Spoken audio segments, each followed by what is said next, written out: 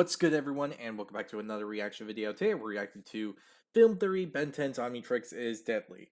Now, I don't know what to expect from this video. This is like something that came up in recommendations, and I got a bit curious about it, to say the least. So, with this said though, I do hope that you all enjoy this video. If you do, hit the like button down below, hit the subscribe button to support the channel, support the content provided, and so on and so forth. Hit the notification button to be notified immediately when the video comes out. And yeah, if you have any videos to recommend, comment section below, put it down there, and I'll react to it as soon as possible. And yeah, other than that, the link to this video is gonna be down in the description below. That's all I can really say. Other than that, let's just get right on to it, shall we? My best guess on what's going on here is the fact that we are going to be dealing with, I don't know, the whole case scenario where it involves the way Ben transforms, at the very least. That's my guess on what's going on here. I could be wrong. But I guess there's only one way to find out. So yeah, let's start this video, shall we? The Omnitrix is destroying Ben 10. If you dig into the lore of this series and actually look at the science of what's going on with this handy little device, you'll realize that Ben 10 might be digging himself a deeper grave every single time he's using it. And that could result in a fate even worse than death.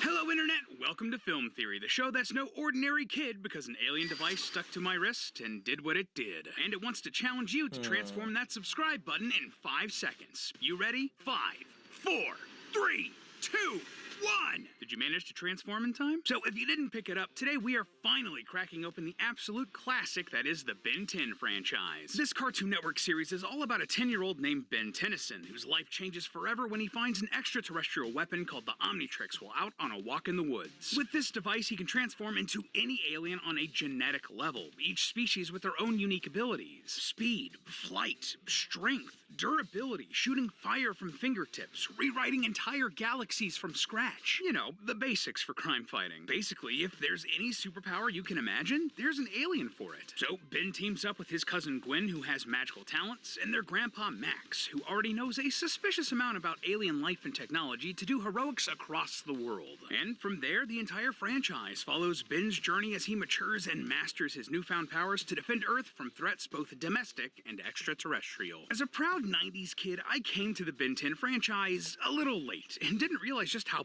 powerful a series it was. Seriously, I was shocked by the sheer amount of content that's been produced by this concept. 5 whole TV shows, 5 movies, Can't disagree. Yeah, there was a lot of Ben 10 stuff. I don't really like the reboots all that much. I think I mentioned it before. I'm not a big fan of it. It just seemed like the whole generic, oh, we're just gonna make this like how to say this. It basically tried to follow the same system as Teen Titans Go. Wasn't a big fan of it.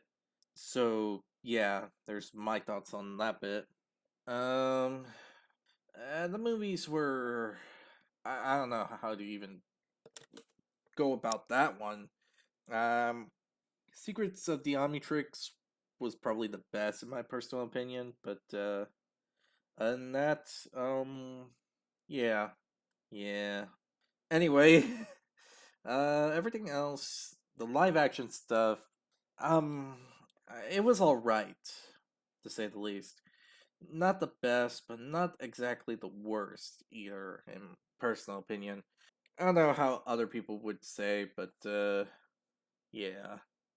bunch of TV specials, crossovers, video games. I actually didn't know this, but Ben 10 is one of the highest earning media franchises in history, with billions in revenue. It's standing shoulder to shoulder with titans like Pirates of the Caribbean and the Muppets, and it's ahead of the likes of Superman, Shrek, and Sonic the Hedgehog. Ben 10 is flourishing, and it's one of those rare franchises that grew up with its audience. Seriously, some of the jokes made in later series are just like so out of pocket. Look, Gwen, you have to treat a car like you treat a woman. Go on.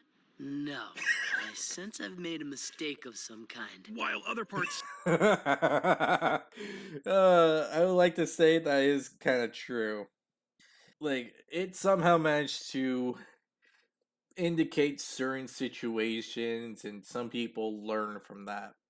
If a if a show can make a comment like that seem like an important lesson on what not to do, then yeah, something was probably done right when it came to that.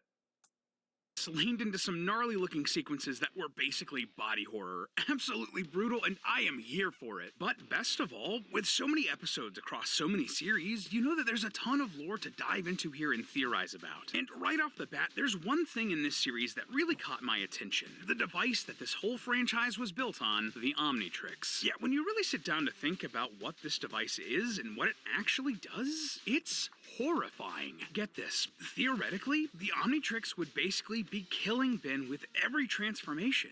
Yeah, every single one. By trying to play hero and live vicariously through all of these alien transformations, Ben would be digging himself a deeper hole every time he tries to save the world. Don't believe me? Well, get ready to fight some crime, loyal theorists, because it's theory time. So, the best way to start diving deep into the Uh, yeah, I can see why, and I can understand why this theory was made, but yeah, it's not like some of the fan-made versions of the Omnitrix. Let me just tell you, there is a lot of fandom-related stuff. Like, some people made their own universe where the Omnitrix is different, and so on and so forth. And yeah, a lot of them are pretty brutal. Uh, yeah, they are pretty brutal. Like, I'm not gonna lie. I would suggest not seeing something like that, because it's honestly kind of messed up. Like, to a really, really big degree. It's effed up beyond comprehension. But anyway, yeah. I believe Asmith said something about the whole thing involving on how, I don't know. Um, I can't remember the exact words, but something about the concerns being not something to be completely worried about. I don't know. I think so at the very least. ill effects of the Omnitrix would be to discuss what exactly the Omnitrix is and what it does. Because let me tell you, in my time exploring the iceberg of lore that came packaged with Ben 10, the Omnitrix is the gift that keeps on giving. This tiny little device on Ben's wrist is much more than meets the eye. For example, did you know that according to series creator Duncan Rouleau, this thing operates faster than the speed of light? Yeah, this little thing is so powerful that it breaks the laws of physics. But that's just the beginning. In the original series, we're given incredibly little information about how exactly the Omnitrix works. I mean, even the theme song points this out.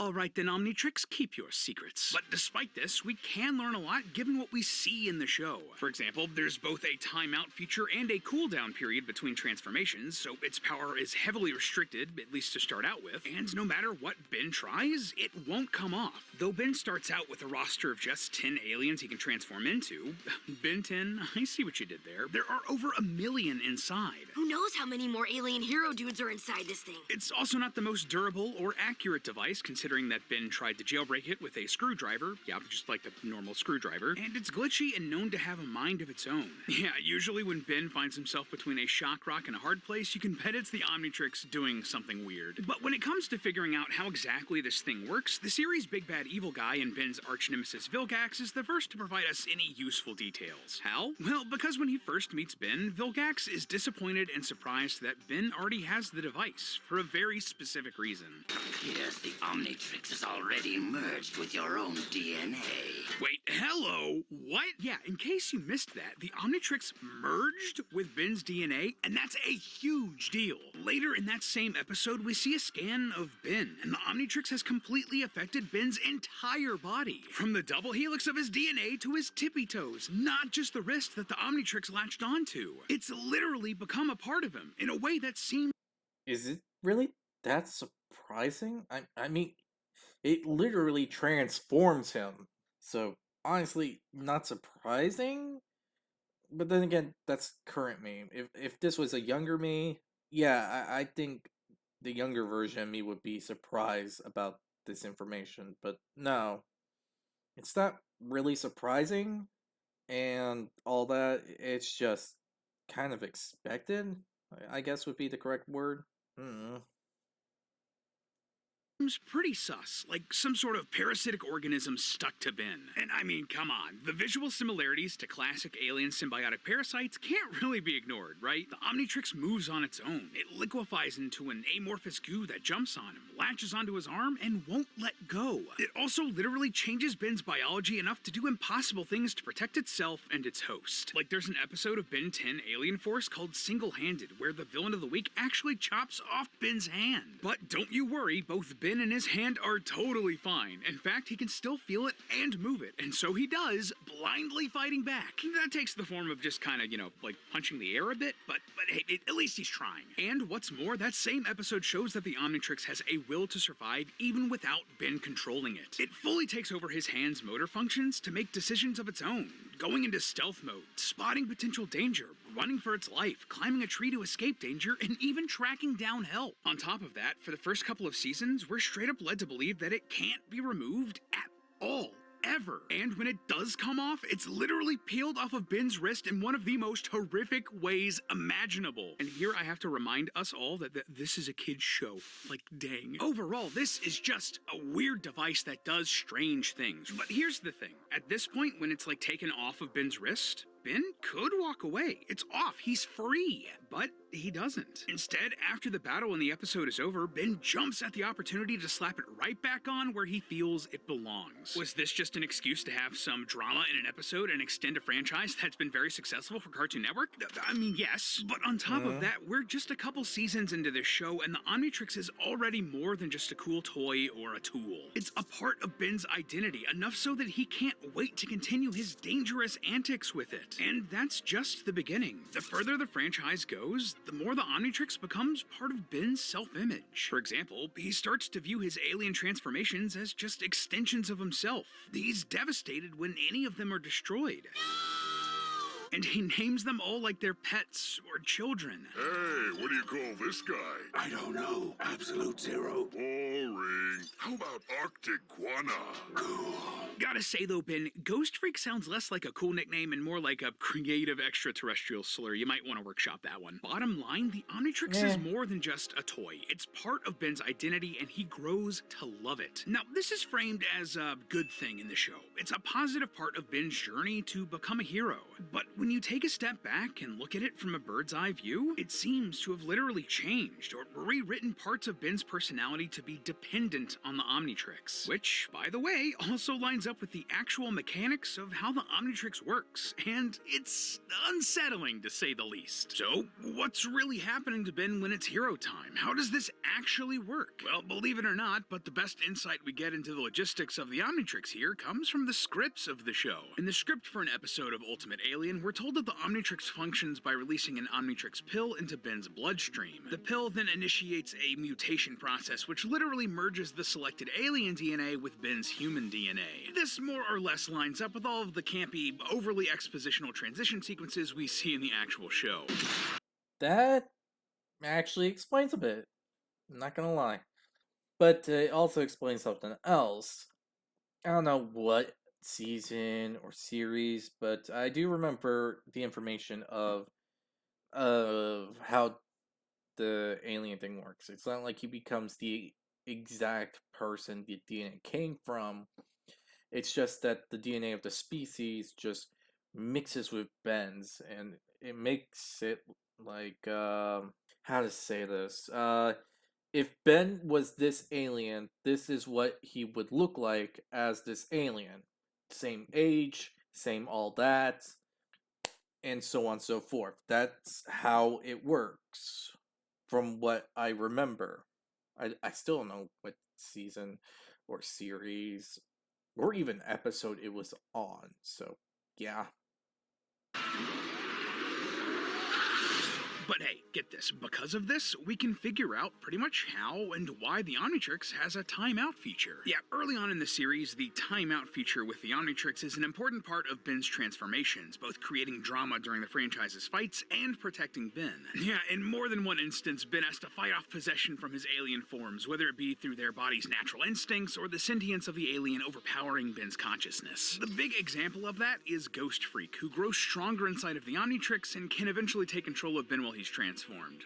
That's a gross oversimplification of like a giant storyline, but it's a whole thing. So, knowing that Ben has a hard out of hero time with that timeout feature is a nice security blanket. Inevitably, Ben will flash red and transform back into his normal state. And if the mutation process is basically like taking a real pill, naturally, that would also eventually wear off. Like when you have a headache in real life and you take a painkiller like Tylenol, the pill's dissolved in your stomach, absorbed, and then makes its way into your bloodstream. This is also why these sorts of pills eventually wear off. Like, this is a very, very simplified explanation, but organs like the liver and kidney eventually clean it out of your bloodstream and out of your system. If the Omnitrix pill works anything like Earth medicine and is absorbed into the bloodstream, which eventually clears it out, all of a sudden, the Omnitrix's timeout features make a lot of sense. It serves as a heads up that Ben is out of time, that the Omnitrix pill is working its way out of his system, and that he's going to revert to his natural state. Now, that all sounds well and good, but, well, all of a sudden, this should become a big problem for Ben here because the Omnitrix also has something called the Master Control Function.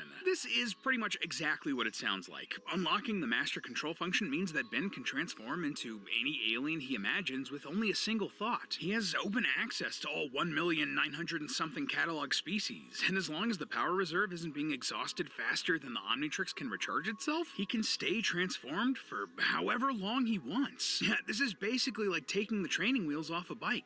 A bike that's faster than the speed of light. I'm still not over that. So Ben can now control when, what, and how long he transforms. Presumably he's sort of overridden the Omnitrix pills and is getting more into his system. Shouldn't that be a good thing? Well, it would be, except for one thing. The longer Ben is transformed, the worse that would be for him. And we know that thanks to a source that hits really close to home for me, trivia. See, back in the day, Cartoon Network would occasionally run marathons of their shows. During these, little bits of trivia would pop up on the screen, giving viewers a bit more insight into the shows and their universes. Ben 10 had a ton of these, but the one that I don't remember those episodes well, to be honest. Like, I know they were big and important, I just don't remember them as well as I should. I don't know why. It's probably just a me thing. More than likely, yeah, a me thing. But, yeah, that's, apparently a thing. So, I want to focus on here, one of the bits of trivia for Season 2, Episode 8 reads, the Omnitrix's time limit is to prevent the alien DNA attaching permanently to its host. Yep, you heard that right. Permanently attaching to its host. Oh. That means that if Ben were one of these aliens long enough, he'd permanently transform into it. The Omnitrix pill wouldn't work its way out of his system, and his DNA wouldn't be able to turn back. So how then can he be turning back into Ben once he's unlocked the Master Control Function, and his DNA is permanently changed? Well, when Ben is fully in control of his transformations, things look a little bit different. Before, when it wore off like a pill being sweated out of his system, the flash of the transformation was red. But now, after Ben is completely in control, when Ben goes default, the flash is bright green, basically identical to the light created by every other alien transformation we've seen throughout the franchise. What we're seeing here isn't a transformation wearing off, it's a completely different transformation. Ben is permanently an alien here, and an Omnitrix pill is mutating him back into a human. His DNA is being altered back from this alien transformation into the DNA. well, yeah. The thing has been attached to his wrist for quite a while, so it would be bonded to his DNA, like Vilgax said. What? If anyone thinks I don't sound surprised, well, it doesn't really take that much logic to understand why this would be the case. I mean, think about it this way. The thing was attached to his wrist. He never used the Master Control, and the second Vilgax meets him, he says that Ben, well, he's like the Omnitrix is bonded with his DNA. So if we put that into accountability, then yeah, it makes sense that it would like make sure that he can turn back to normal. Because the thing's been bonded to his DNA, it knows his DNA structure, and I think in Omniverse it does a bioscan of his DNA, so it technically knows how old he is, in all honesty.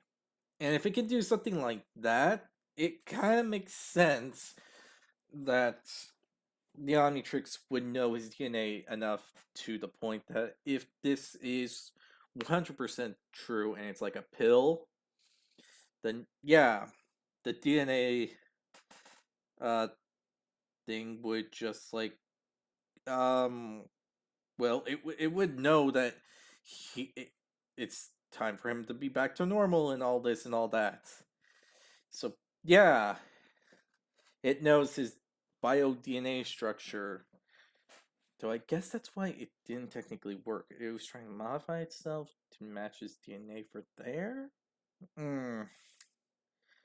That's gonna take a bit to think on, and in all honesty, and it does bring some more questions to the thing, but yeah, that's how it works. DNA of Ben Tennyson, which does check out with how the Omnitrix works. Basically, when a new alien touches the Omnitrix, that specific alien's DNA becomes the basis for any future transformations into that species. So Ben was just the human DNA sample taken by the Omnitrix. And just some extra proof here that Ben's body is the basis for the human DNA stored in the Omnitrix, well, there's a recurring villain in the series named Albedo. He was the assistant to the guy who originally created the Omnitrix, but he wanted the Omnitrix for himself. Albedo eventually tries to make an Omnitrix of his own, but when he puts it on, it reacts with the original Omnitrix that Ben has. It's like some weird version of their alien cloud storage got synced up and changed the setting on Albedo's Omnitrix. It suddenly thinks that its host is supposed to be human and transforms Albedo into an exact copy of Ben. Eventually, his alien DNA merges with Ben's, leaving Albedo permanently transformed, trapped in a body that is not his. I am stuck in a sticky, sweaty, noisy,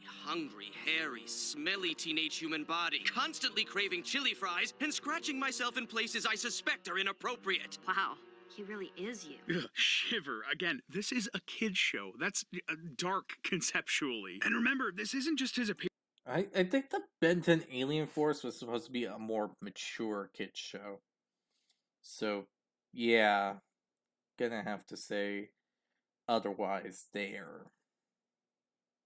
That's getting altered. This is happening on a DNA level, and the Omnitrix can change your personality. Albedo's consciousness is trapped in a snapshot of Ben's body, and this has a huge impact for him as a character. All of a sudden, he's forced to live with a teenage Ben's bad habits, intense food cravings, intelligence, or lack thereof. And eventually, Albedo's Omnitrix is broken, leaving him with no way to ever transform back. All of this just confirms that the Omnitrix's host will remain biologically mutated until the Omnitrix releases another pill to mutate the host again. So, okay, Ben's DNA is the human template that the Omnitrix is using. Ben is completely mutated into an alien and then mutated back into a human. Why does that matter? Well, I mean, just think this through. Sure, his original physiology was copied over into the Omnitrix, but his DNA, his molecules and cells, even his very personality, all of it was irreversibly mutated. DNA is incredibly important to making a person who they are. Even though every human's DNA is 99.9% identical from one person to another, that 0.1% difference is enough that created billions of different people with unique personalities and experiences and traits. So imagine how completely different an alien's DNA must be. How different that must make Ben every single time he transforms. Ben Tennyson, as we knew him, more or less died in episode 1, the very moment the Omnitrix first triggered his transformation into Heat Blast. He's not turning back into Ben with every transformation, he's being remutated back into a human that was based on that original Ben, with the firmware of his brain updated to just just love the Omnitrix. And the worst part? This might end up destroying Ben entirely in the long run. See, if you watch the whole run of the Ben 10 franchise, you'll notice that the producers did the smart thing and had Ben age with each new series, growing up with the audience who started watching the original show. And there's more than one episode where we meet future versions of Ben, so we know that he will continue to age into adulthood. So, as Ben ages, the Omnitrix is keeping up with him. And given the mechanics of how we know the Omnitrix works that we've laid out here today, that means that it's copying his DNA over and over and over as he ages, rescanning and updating its Ben sample with every recalibration. As the series goes on, Ben is transforming back into a copy of a copy of a copy of a copy of a copy of his original body. And just like a JPEG being saved over and over and over again, eventually, the Ben we know may be completely unrecognizable, like a pixelated mess of an outdated meme. But hey, that's just a theory. A film theory. And cut. Up next. Yeah, I don't think it works like that. If it did work like that, then yeah, that's honestly terrifying, and I would feel for Ben for being in a situation like that. But no, that honestly doesn't seem like it tracks. Let's put it this way. We're saying that, well, eventually it won't do that. Well, technically, if that was the case, it would be like that. But we're talking about someone that knows the Omnitrix and built it by themselves, and probably knowing all these consequences and all that. We're literally talking about Azimuth. So basically, we're saying that he's idiotic enough to forget something like that. And considering how, well, let's really consider that guy's attitude. He is a bit of a perfectionist, doesn't really like to be shown as a inferior being, and so on and so forth. So, yeah, I highly doubt that would be the case, but if you say so, because let's be honest, if there was going to be a situation like that where it was just a copy of Ben's DNA and all that, then yeah, I think we would notice the side effects soon. And let's not forget that if we're going to talk about the designs of each series, from the classic to Alien Force to Ultimate Alien to Omniverse, and we talk about Ben's design, technically that was explained in another episode in Omniverse where Ben had to go to court because he recreated the universe. Yes, he had done that. For those that haven't seen Omniverse, he did do that. And it was explained that Celestial Celestial Sapiens? Yeah, Celestial Sapiens tend to change the universe and all that from time to time. So yeah, that would like explain everything going on about that part. But yes, with this all said, I hope you all enjoyed this video. If you did, hit the like button below, hit the subscribe button to support the channel, support the content provided, and so on and so forth. Hit the notification button, be notified immediately when the video comes out. Other than that, I'll see you all next time. This was an interesting theory, though I don't really think it works like that completely. Like, maybe it does do the whole thing where it transforms Ben back to his original form due to like a pill thing or something. But yeah, I don't think it works exactly like that. Otherwise, we would probably notice the changes by now. I mean, he's been wearing that thing for quite a while, and if that wasn't noticed by then something must be going well, I guess. At least to me, at this case. But, yeah. Other than that, again, hope you all enjoy, and I'll see you all next time. Bye!